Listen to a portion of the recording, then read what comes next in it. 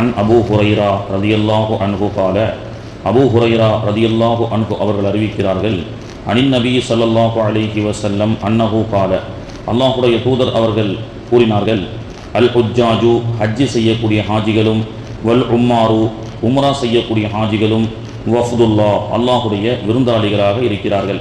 எனவே விருந்தாளிகள் இந்த அவுஹு இஜாபகம் துவா செய்தால் அவர்களுடைய அழைப்பை துவாவை அல்லாஹு தாலா கபூல் செய்கின்றான்.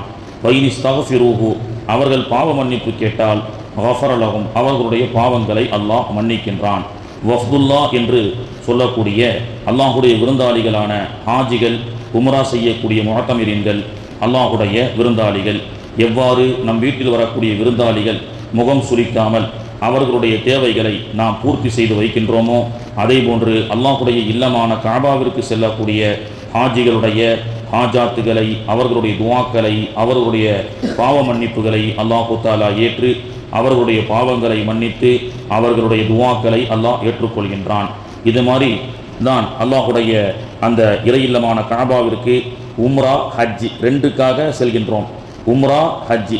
ஆயிஷா ரலியல்லாஹு அன்ஹா அவர்கள் கூறுகிறார்கள், நாங்கள் அல்லாஹுடைய தூதருடைய கடைசி ஹஜ்ஜி அல்லாஹுடைய தூதர் அவர்கள் செய்யும் பொழுது அந்த ஆண்டில் அல்லாஹுடைய தூதர் அவர்களோடு புறப்பட்டோம். எங்களில் சிலர் உம்ராவிற்காக, உம்ராவும் ஹஜ்ஜையும் சேர்த்து செய்வதற்காக உம்ராவிற்காக முதல்ல எஹ்ராம் கட்டி கொண்டோம். ஹஜ்ஜி என்பது 3 வகைப்படும். அதைத்தான் ஆயிஷா அம்மா அவர்கள் சொல்லிக் கொடுக்கிறார்கள். சிலர்கள் தமத்தோ என்ற அடிப்படையில் ஹஜ்ஜி செய்ய புறப்பட்டார்கள்.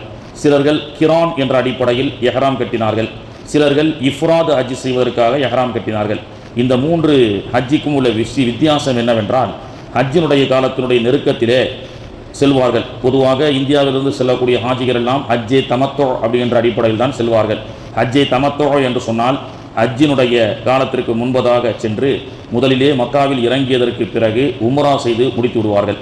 உம்ரா செய்து முடித்தவுடன் அவர்கள் எஹ்ராமுடைய ஆடையை நீக்கிவிட்டு சாதாரண ஆடைக்கு வந்துட்டு பிறகு அங்கேயே மக்காவுக்கு வெளியிலேயோ இருந்து கொண்டு என்ன செய்வாங்க, ஹஜ்ஜிக்காக காத்திருப்பார்கள். துல் ஹஜ்ஜி பிற 8 வந்ததற்கு பிறகு மீண்டும் லப்பைக்கு ஹஜ்ஜுன்னு சொல்லி எஹ்ராமை கட்டிட்டு போவாங்க. இப்போ உம்ரா முடித்து இடையில ஒரு ரெஸ்ட், ஒரு கேப், உம்ரா எஹ்ராமிலேருந்து ஒரு கேப்பு கிடைக்குது. எது? தமத்தோ ஹஜ்ஜிக்கு. அந்த ஹஜ்ஜை தான் பொதுவாக இந்தியாவிலிருந்து செல்லக்கூடிய நாம ஹாஜிகள் எல்லாம் செய்வோம். தமத்தோ ஹஜ்ஜி என்று சொல்வார்கள். போன உடனே உம்ரா முடிக்கிறோம், சாதா ட்ரெஸ்ஸில் மாறிடுறோம், பிறகு பிறை 8க்காக துல் ஹஜ்ஜி பிறை 8க்காக காத்திருக்கும் போது அந்த 8க்கு புறப்படக்கூடிய நேரத்தில் மீண்டும் எஹ்ராம் ட்ரெஸ்ஸை போட்டுட்டு ஒரு சின்ன கேப், இன்பிட்வீன் கேப்பில் ஒரு 5 நாளோ 10 நாளோ நம்ம கேப் விட்டுட்டு ஹஜ்ஜி செய்கின்றோம். அப்போ உம்ராவுக்கும் ஹஜ்ஜிக்கும் உண்டான கேப், இடைவெளி விட்டு செய்வது ஹஜ்ஜு தமத்தோ. கேப் இல்லாமல் ஒரேடியாக ஸ்ட்ரைட்டாக ரெண்டையும் சேர்த்து செய்வதற்கு பேர் தான் ஹஜ்ஜு கிரான் அப்படின்னு சொல்லுவாங்க. உம்ராவையும் சேர்த்து செஞ்சு முடித்ததோட மூச்சு விடாமல் அப்படியே அடுத்து நேராக ஹஜ்ஜிக்கு போகிறது. அந்த எஹ்ராமை கரெக்டாமல் சாதாரண ட்ரெஸ்ஸில் அந்த ஹஜ்ஜிக்கு பேர் ஹஜ்ஜு கிரான் அப்படின்னு சொல்லுவாங்க. ஹஜ்ஜை இஃப்ராதுன்னு சொன்னால் லோக்கலில் இருக்கக்கூடியவர்கள் சவுதிகள் அதிகமாக செய்வார்கள். உம்ரா செய்ய மாட்டாங்க, நேர பிற 8 அன்று சென்று அமல்களில் ஈடுபடுவார்கள். இந்த 3 விதமான ஹஜ்ஜிகள் இருக்கிறது. அப்போ நாம் செய்யக்கூடிய ஹஜ்ஜே தமத்தோ என்ற அடிப்படையில் முதல்ல நாமே சென்றதற்கு பிறகு உம்ரா செய்கின்றோம். உம்ரா என்றால் நம்ம ஷார்ட்டாக விளங்கி கொள்ள வேண்டும் என்றால் எஹ்ராம் கட்டி கொள்கின்றோம். எல்லைக்குள்ளே செல்லும் பொழுது நீயத் செய்து கொள்கின்றோம். நீயத் செய்து முடித்தவுடன் லப்பைக் அல்லாஹும்ம லப்பைக் லப்பைக் லா ஷரீக லக லப்பைக் என்று சொல்ல வேண்டும். அதைத்தான் இந்த ஹதீஸிலும் சொல்லிக் கொடுக்கிறார்கள். அல்லாஹுடைய தூதர் அவர்களோடு நாங்கள் ஹஜ்ஜிக்கு புறப்படும் பொழுது அல்லாஹுடைய தூதர் அவர்கள் எஹ்ராமை அணிந்தார்கள். துல் ஹுலைஃபா வந்தபோது எஹ்ராமை அணிந்து அவர்கள் ஒட்டகத்தினுடைய அந்த சீட்டில் அமர்வதற்கு முன்பே என்ன செய்ய ஆரம்பித்தார்கள்? லப்பைக் அல்லாஹும்ம லப்பைக் லப்பைக் லா ஷரீக லக லப்பைக். எப்பொழுது எஹ்ராம் அணிந்து கொண்டு எல்லையை தாண்டி உம்ராவுடைய நீயத்து வைத்ததற்கு பிறகு அல்லாஹுடைய தூதர் அவர்கள் ஏறி உட்கார்ந்தாங்களோ பேசுவதை குறைத்து கொண்டார்கள். அல்லாஹுடைய தூதர் அவர்கள் அதிகமாக தேவையான வார்த்தைகளை தவிர வேணுமா வேணாம், செய்யலாமா செய்யக்கூடாது, இப்படி ஒன் வேர்டு ஆன்சராக தான் அல்லாஹுடைய தூதர் அவர்கள் பேசியிருக்கிறாங்க. ஒன் வேர்டு ஆன்சராக தான் பேசணும். அதை அப்படி பேசி தான் என்ன செஞ்சாங்க, அதிகமாக என்ன ஓதணும்? லப்பைக் அல்லாஹும்ம லப்பைக் லப்பைக் லா ஷரீக லப்பைக் என்ற தல்பியாவை ஓதிட்டு நேர காபாவுக்கு போகின்றோம். காபாவுக்கு போய் காபத்துல்லாவை பார்த்த உடனே என்ன செய்கின்றோம்? துவா செய்கின்றோம். நமக்கு தெரியும். அதே போன்று காபத்துல்லாவை பார்த்த உடனே அந்த துவா செய்ததற்கு பிறகு ஹஜ்ஜினுடைய உம்ராவுடைய மிக முக்கியமான அமல் தவாஃப். காபத்துல்லாவை 7 முறை தவாஃப் செய்வது. ஹஜருல் அஸ்வத் டு ஹஜருல் அஸ்வத். நம்ம தவாஃப் செய்யும் போது காபத்துல்லா நமக்கு லெஃப்ட் சைடில் வரும். நம்முடைய தோல் புஜத்தினுடைய லெஃப்ட் சைடு, ரைட்டு சைடு உலகம், இந்த துனியா என்பது அதுதான் மையப்பகுதி. காபத்துல்லா தான் மையப்பகுதி. நமக்கு இடது பக்கத்தில் காபத்துல்லான்னா இந்த உலகத்தையே சுற்றி வரும். ரைட் சைடில் ஃபுல்லாக உலகம், கிழக்கு மேற்குன்ற அடிப்படையில் 7 முறை சுற்றி வந்ததற்கு பிறகு ஒரு தவாஃப் முடிந்து விடுகிறது. முடிந்ததோட என்ன செய்யணும்? தவாஃபை முடித்ததற்கு பிறகு வாஜிபான 2 ரக்காயத்துகள் தொழணும். 2 ரக்காயத்துகள் எங்கே தொழணும்? மகாமி இப்ராஹிம் வத்தஹிது மின் மகாமி இப்ராஹிம முஸல்லா. நல்லா சொல்கிறானா இல்லையா? இப்ராஹிம் அலைஹிஸ்ஸலாமுடைய கால் பாதத்துக்கு நேர கூட்ட நெரிசல்ல அது பக்கத்தில் போய் நம்மளால் தொழுவ முடியாது. அதை நேர் மையமாக வைத்து பேக் சைடில் போய் என்ன செய்கிறோம்? நாம் 2 ரக்காயத்து வாஜிபான 2 ரக்காயத்துகளை தொழுகின்றோம் நியத் வைத்துக்கொண்டு. தொழுது முடித்ததற்கு பிறகு ஜம்சம் தண்ணீரை குடிக்கின்றோம். அது ஒரு சுன்னத்து. பிறகு சஃபா மர்வா, சஃபாவிலிருந்து மர்வா ஒரு ஓட்டம், மர்வாவிலிருந்து சஃபா 2வது ஓட்டம், சஃபாவிலிருந்து மருவா 3வது ஓட்டம், மருவாவிலிருந்து சஃபா 4வது ஓட்டம், சஃபாவிலிருந்து மருவா 5வது ஓட்டம், மருவாவிலிருந்து சஃபா 6வது ஓட்டம், சஃபாவிலிருந்து மருவா 7வது ஓட்டம்.